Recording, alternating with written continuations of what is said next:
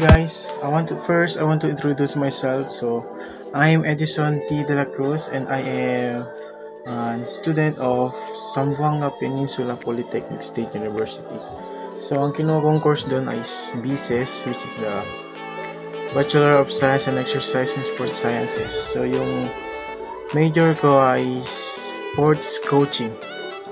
So ang ginagawa namin ngayon ay tungkol ito sa Path Fit to Vlogging Healthy Lifestyle. Okay guys, so watch and enjoy. Thank you guys.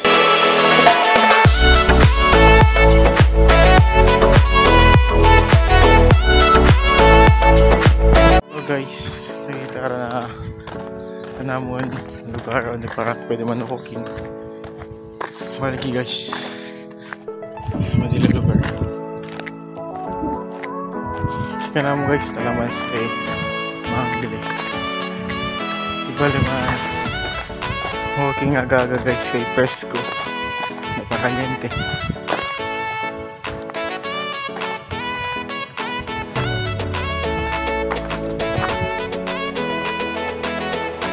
Fresco naman.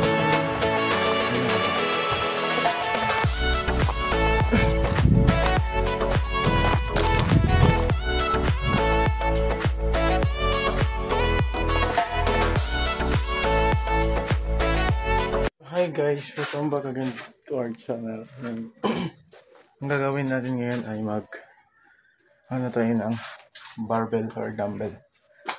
Bubuhat tayo. Nice.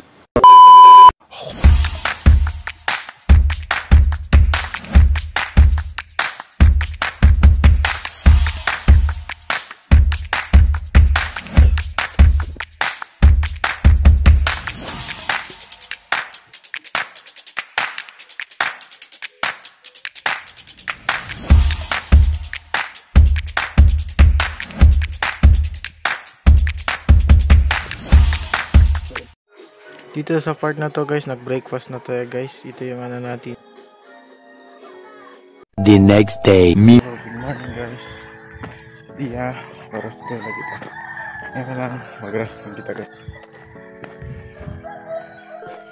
Check.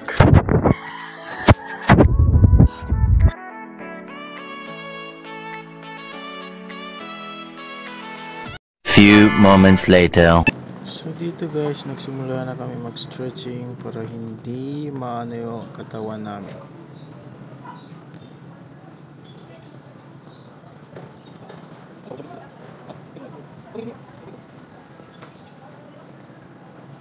Doon tapos ng stretching namin, nagsimula na kami tumakbo or mag-walking dun sa gitna ng grandstand. Kita man jogging. I favorite namin chicks dito guys. Wait a minute! Who are you? Dito sa part natin guys, kasama natin si Alan Alaria, which is nating classmate. Siya yung kasama ko nag-jogging dyan sa grandstand nung Saturday, 6 AM. Jogging na tayo guys. Let's go.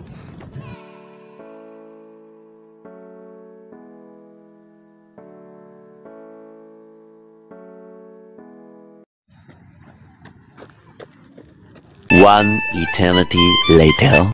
Kabit naman jogging. So guys, kita na ng picture. Kita sila ng exercise.